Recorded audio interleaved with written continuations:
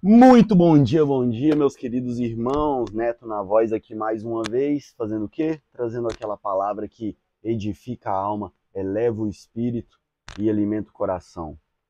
Irmãos, sei que todo conhecimento é válido, a gente deve buscar, a gente deve estudar, mas trago até vocês um conhecimento verdadeiro e único que a gente só encontra nas Escrituras Sagradas. Para quem não me conhece, meu nome é Neto, sou um mero coadjuvante aqui nessa aventura. O principal é Jesus Cristo.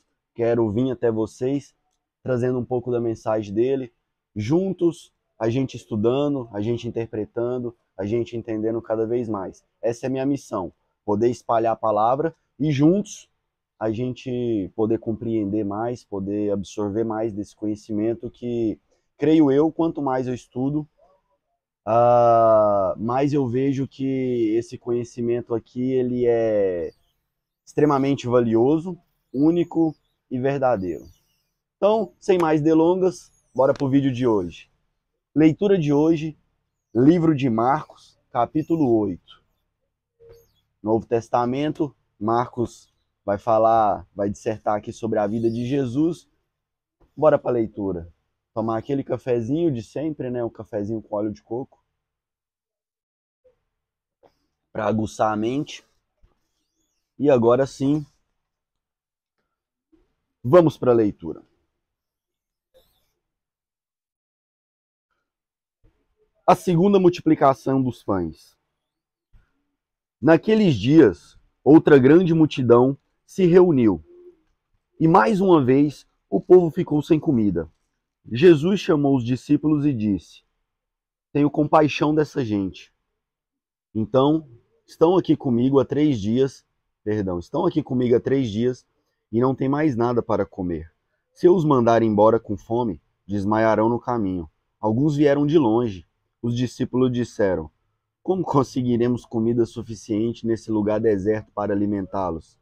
Jesus perguntou: Quantos pães vocês têm? 7, responderam eles. Então Jesus mandou todo o povo se sentar-se no chão, tomou os 7 pães, agradeceu a Deus e os partiu em pedaços. Em seguida, entregou-os aos discípulos, que os distribuíam à multidão. Eles encontraram ainda alguns peixinhos. Jesus também os abençoou e mandou que os discípulos os distribuíssem. Todos comeram à vontade. Pasmem, eram milhares de pessoas, para meia dúzia de peixe e alguns pães. Depois os discípulos recolheram 7 cestos grandes com as sobras, ou seja, todos comeram e ainda sobraram. Naquele dia, havia cerca de 4.000 homens na multidão. Após comerem, Jesus mandou para casa. Em seguida, entrou com seus discípulos num barco, atravessou para a região de Damanuta. Meus irmãos, eu quero trazer com vocês aqui a seguinte reflexão.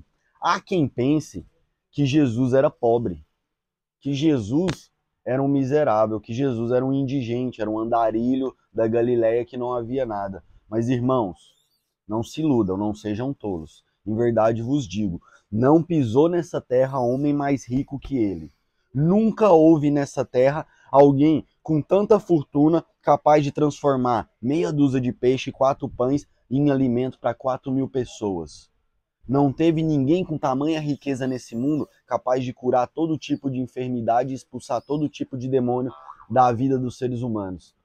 Meus irmãos, somente o cara mais rico desse mundo, mais, como eu posso dizer, com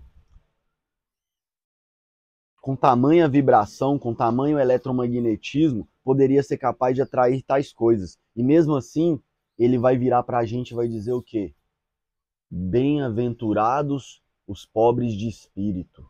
O que ele quer dizer com isso? Se ele não era miserável, se ele não era pobre, algum momento os discípulos reclamaram de fome, de sede, ou que faltaram de vestir, ou de comer, ou alguma outra coisa qualquer? Não, pelo contrário, eles tinham em abundância e tinham tudo, tudo em abundância. Comida, bebida, o de vestir, o alimento do espírito, o alimento para a alma, o alimento para o intelecto, experiências intersociais, experiências com diversas comunidades diferentes, agregando aquelas comunidades, ou seja, pelo contrário, Não passaram necessidade nenhuma os apóstolos. Eles nunca tiveram uma vida tão abundante quanto tiveram a partir do advento de terem conhecido a Cristo.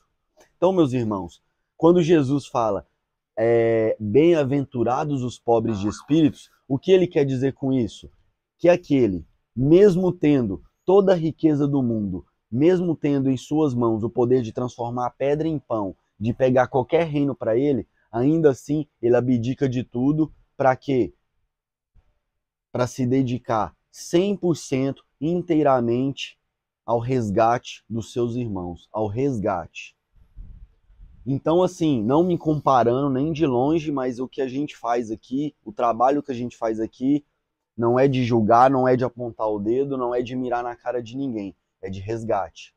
Meu trabalho aqui é de resgate, irmãos. Eu quero resgatar o máximo de almas que eu puder para voltar os olhos para Cristo, porque as pessoas estão distraídas nesse mundo com diversas coisas, A maior indústria que mais é fomentada, a que mais é investido dinheiro, chama indústria do quê?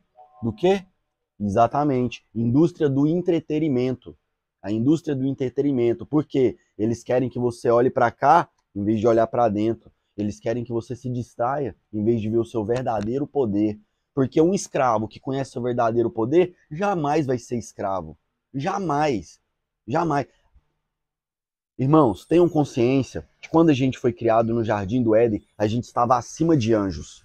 Os anjos eram responsáveis por cuidar do portão do Jardim do Éden, ou seja, trabalhava para os humanos. Os humanos só tinham Adão e Eva, ficava só no jardim, cuidava das plantas, dos animais, fazia a meditação deles, nadava no rio, subia em árvore, tinha alimento, não precisava plantar, não precisava fazer nada. A gente caiu tanto que não é que a gente desceu para baixo dos anjos, a gente desceu para escravo de demônio. Isso é sério, meus irmãos, isso não é brincadeira, isso aqui não é joguete, isso aqui não é firula para trazer views ou chamar a atenção das pessoas. Pouco importa, entendeu? A intenção é resgatar almas, resgatar as pessoas, o máximo possível que desperte para a realidade. Porque a galera tá vivendo na ilusão de Maia, tá vivendo na uns que chamam de Matrix, outros chamam de ilusão, outros chamam de Babilônia, outros vão chamar de a corrida dos ratos. Mas, irmãos, desperta tu que dormes. Acorda antes que seja tarde. Continuando a leitura.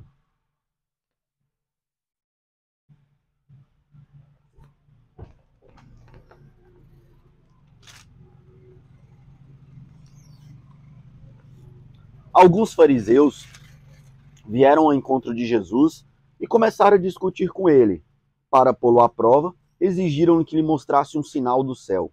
Ao ouvir isso, Jesus suspirou profundamente e disse: por que este povo insiste em pedir um sinal? Eu lhes digo a verdade, não darei sinal algum aos homens desta geração. Então ele os deixou, entrou de volta no barco e atravessou para o lado do mar. Olha que interessante, ele falou que não deixaria sinal nenhum nos céus para aquela geração. Mas em outra passagem ele vai dizer o seguinte, Mateus 24, haverão sinais.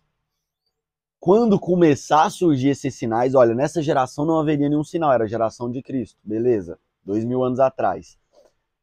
Ele diz em Mateus 24 que quando começar a surgir estes sinais, que ele vem descrevendo em Mateus 23, e aí em Mateus 24 ele disserta sobre, porque os discípulos perguntam, mas quando vai acontecer tudo isso? Aí ele, quando começar a acontecer todos estes sinais, não, aliás, no capítulo 23 de Mateus, ele vai dizer que o templo irá cair. Ele olha para o templo de Salomão, a galera elogia, fala, olha que templo gigante e tal, e fala, esse templo vai cair, não vai restar pedra sobre pedra. E aí, beleza, os discípulos ficam meio assim, né? Cara, como assim? Tá falando isso? Vai cair o templo? Do que ele tá falando? E aí ele fala, aparecerão sinais, guerras, rumores de guerras, terremotos. Não vou entrar nesse mérito dos sinais aqui agora. Perdão, tava passando uma moto aqui de trilha do lado. A região aqui que eu moro é uma região um pouco inóspita. As ruas são estrada de chão, são de areia. Então os carros que andam aqui são tudo 4x4 ou moto de trilha. então faz muito barulho. Me desculpa se estiver às vezes atrapalhando, mas eu retomo aqui, voltando. Ele fala que haverá sinais, não vou entrar no método dos sinais, mas que estes sinais marcará a vinda, a volta do filho a volta do Filho de Deus, a volta de Cristo. Estes sinais que aparecerão no céu marcarão a volta de Cristo, no céu, na terra, em todo o reino. Porém, quando aparecer estes sinais, é fato que esta será a última geração. Então, olha que interessante. Na geração dele, ele fala: aqui não darei nenhum sinais. Mas em Mateus 24, ele diz que quando ele for voltar, haverão sinais e que não passará uma geração sem que tudo aconteça. Sem que todo o cataclisma aconteça, o anticristo venha, o governo dele se sobreponha à terra, há alguns anos de paz, depois a calamidade total, enfim, o cataclisma global que a Bíblia descreve que a terra toda sofrerá. Mas a Bíblia é clara. Eu só entrei nesse mérito para mostrar que, tipo assim, ó, olha como vai deixando todas as pistas para aquele que é despertado pelo Espírito Santo, consegue interpretar, consegue enxergar. Não é uma questão de, nossa, super inteligência. O Espírito Santo está aí para todos. É uma questão de querer. Não tem nada a ver com super inteligência. É uma questão de devoção, de querer. A partir do momento que você diz: eu quero, Pai, eu quero entender essa Bíblia, me ajuda, ele te dá o entendimento. Bater a porta é aberta. Chamar e será atendido. Compreendem? Continuando o texto. Os discípulos, porém, se esqueceram de levar a comida. Os discípulos, porém, se esqueceram de levar comida. Tinham no barco apenas um pão. Enquanto atravessavam o mar, Jesus os advertiu: fiquem atentos, tenham cuidado com o fermento dos fariseus e de Herodes. Os discípulos começaram a discutir entre si porque não tinha trazido pão. Ao saber que estavam falando, Jesus disse: por que discutem sobre a falta de pão? Ainda não sabem ou não entenderam? Seu coração está tão endurecido que não compreendem. Você tem olhos, mas não veem. Tem ouvidos, mas não ouvem. Não se lembram de nada? Quando repartiu 5 pães entre 5.000, quantos cestos cheios de sobras vocês recolheram? Meus irmãos, é sobre o que eu acabei de dizer. É sobre o que eu acabei de dizer. Olha o que ele fala. Ainda não sabem ou não entenderam? Seu coração está tão endurecido que não compreendem. O confiar e entregar a Deus se trata de, a partir do momento que eu peço entendimento e ele começa a me mostrar, acredita, irmãos, tem muita gente que se nega a enxergar a realidade. Tem muita gente que olha a realidade e volta para os padrões anteriores. Aconteceu com os próprios apóstolos, irmãos. A carne é fraca, o ser humano, a gente aqui é preso em ciclos viciosos. Geral, pode pegar quem você quiser, escolhe alguém aleatório da sua mente aí, da sua família, e tenta achar qual é o ciclo vicioso que prende essa pessoa. A gente se prende a ciclos viciosos. Em verdade vos digo, o evangelho liberta de todos. Liberta de todos, mas é um processo. É um escavar. É um buscar dentro de nós, para além de todos esses vícios adquiridos ao longo da vida, é um buscar nossa verdadeira essência, nossa raiz. Quanto mais mergulhamos em nós mesmos, mais buscamos essa raiz, mais buscamos essa essência. Meus irmãos, os apóstolos haviam acabado de ver o milagre dos pães, a maior multiplicação de pães já tida na história. Só perde para o milagre de Moisés no deserto, 40 anos,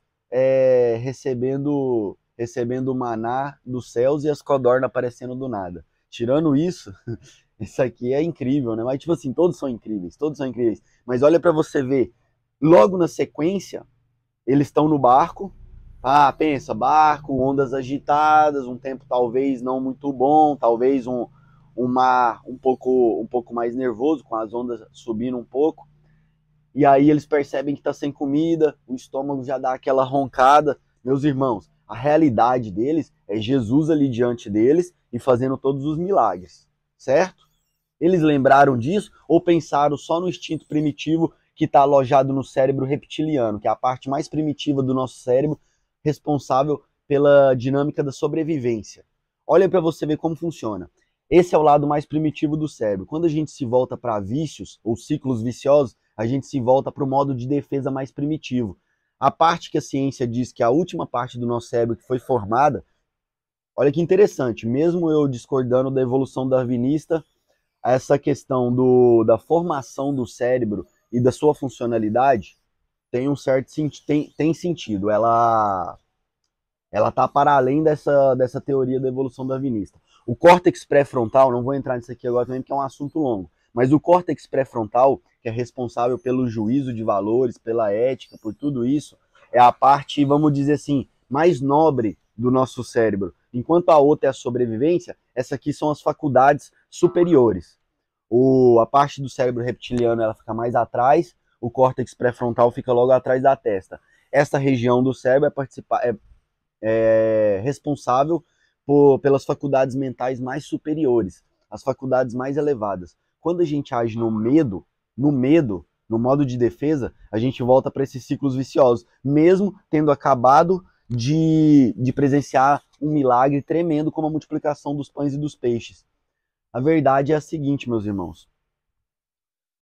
Se os instintos primitivos nos fazem regredir para ciclos viciosos, muito cuidado com o medo. Muito cuidado. O medo é irmão da maldade. O medo é o oposto da fé. O medo é irmão da maldade. O medo é o oposto da fé. Por que vocês acham? Por que a cultura desse mundo é pregar medo e ódio nas pessoas? Por que você acha que a gente tem a porcaria de um jornal? Para que serve a porcaria de um jornal? Se não é para encher a mente das pessoas de medo. Vai resolver o conflito de Israel? Todo mundo olhar e falar, nossa, que medo, é bomba, é não sei o quê. Não vai, meus irmãos. Não vai resolver coisa nenhuma. A família do interior de Minas, do sertão da Paraíba, o ribeirinho lá da Amazônia, descobrir que isso está acontecendo, encher o coração dele de medo e ficar apavorado. Isso só faz a vibração da humanidade abaixar e a gente ficar mais cativo dessas entidades e potestades que controlam os governantes deste mundo. Compreendem? Capite? Perfeito, então. Então vamos seguindo. Vocês têm olhos, mas não veem. Têm ouvidos, mas não ouvem. Não se lembram de nada? Quando reparti os 5 pães entre os 5.000, quantos cestos cheios de sobra vocês recolheram? 12, responderam eles. E quando reparti os 7 pães entre 4.000, quantos cestos grandes cheios de sobras vocês recolheram? 7, responderam. E vocês ainda não entendem? Perguntou. Meus irmãos, é sobre isso. É sobre ter olhos e não enxergar, ter ouvidos e não ouvir. Esse mundo tem um grande interesse em nos manter preso neles, não quer que a gente se eleve. Meus irmãos, se a gente quer se elevar, a gente tem que fazer como Paulo disse. Paulo fala o seguinte: seja escravo de Deus para se livrar da escravidão do mundo. Esse mundo quer te manter nessa vibração baixa e densa. Não somos daqui, meus irmãos. Jesus disse, a Jerusalém é celestial. Vocês irão para Jerusalém celestial. Esse mundo vai cair. Não somos daqui, irmãos. Estamos aqui de passagem. Que nem a infância é uma fase da vida, passou, não volta mais. Esse mundo aqui é o mesmo. É uma fase da vida, é um aprendizado, é um degrau. Só que a Bíblia nos deixa claro que a alma é potencialmente eterna. O pecado pode causar a segunda morte, que é a morte do espírito. A morte da carne, tranquilo. Somos espíritos. Mas a morte do espírito, que é causada pelo pecado, é só abre teu olho, jogador. Vai moscar, vai trocar a eternidade por um prazer medíocre aqui na terra. Em outro trecho, a Bíblia vai dizer o seguinte: nada nessa terra pode se comparar à glória futura. Meus irmãos, se é prazer que você busca, não seja medíocre. Não busque pouco. Busque o máximo. Busque o maior. Compreendem? Até na busca do prazer, a gente está equivocado em se atentar para essas merdas aqui desse mundo. Mas a questão é a seguinte: tem controladores nesse mundo, marionetes, governadas por entidades e potestades, que são os anjos caídos, que está dito lá em Gênesis 6. Se tem alguma dúvida a respeito disso, volta aí em Gênesis 6 e dá uma lida. Mas essas entidades governam e controlam a vida. Pensa comigo, se ali dentro dos Estados Unidos não tem uma questão de controle, de comando daquelas celebridades, daquela galera com muita plata, com muito dinheiro, através de suborno, de manipulação, de vídeos lá que aquele Didi gravava lá da galera fazendo as orgias lá em Hollywood e depois chantageava e mantinha eles aqui, ó, na mão. Não fazia isso. Imaginam que entidades e potestades que tá aqui séculos, milênios, pode fazer com a sua vida. Pode te tentar que tipo de provocação? Jesus resistiu, cujo nome hebraico é Yahushua HaMashiach, resistiu quando o demônio chega para ele lá e fala: qual reino você quer? Porque são todos meus, eu governo aqui. Eu governo. Sabe? Porque todos têm o livre-arbítrio e o ser humano escolheu seguir esses governantes corruptos. Mas todos têm o livre-arbítrio. O apocalipse só não aconteceu porque o ser humano ainda insiste em seguir. Porque se a gente se volta para o outro lado em um nível crítico, em uma quantidade crítica, acabou, é matemática. É matemática, é eletromagnetismo, a energia está densa e baixa. Se o nível crítico eleva, esse nível crítico é capaz de transformar toda a Terra. Meus irmãos, guarda essa mensagem. Se a maré sobe, todos os barcos sobem junto. Só tem um jeito da maré subir. Esse jeito se chama Evangelho de Jesus Cristo, cujo nome hebraico é Yahushua HaMashiach. Enfim, quem tem olhos veja, quem tem ouvidos ouça. Esse mundo aqui está repleto de mentira e enganação. Não seja mais um enganado. Desperta tu que dormes. E tamo junto. É só o começo, família. Louvado seja o Senhor. Obrigado, Pai, por tudo. Obrigado por essa oportunidade. E esse é só o começo. Logo mais, vamos continuar aí nessa saga ad eterno. É daqui até a Jerusalém Celestial. Valeu? É só o começo. Tamo junto, família. Forte abraço. Excelente domingo, hein? Caramba, começando a semana como? Naquele pique, papai. Obrigado, obrigado. É isso. Sobre isso, galera. O making off, ó. Tudo. Galera, verdadeira riqueza tá aqui e aqui, ó. Tudo isso aqui passa. Tudo isso aqui vai. Isso aqui não significa nada. Mas ao mesmo tempo, não falta nada. Pelo contrário.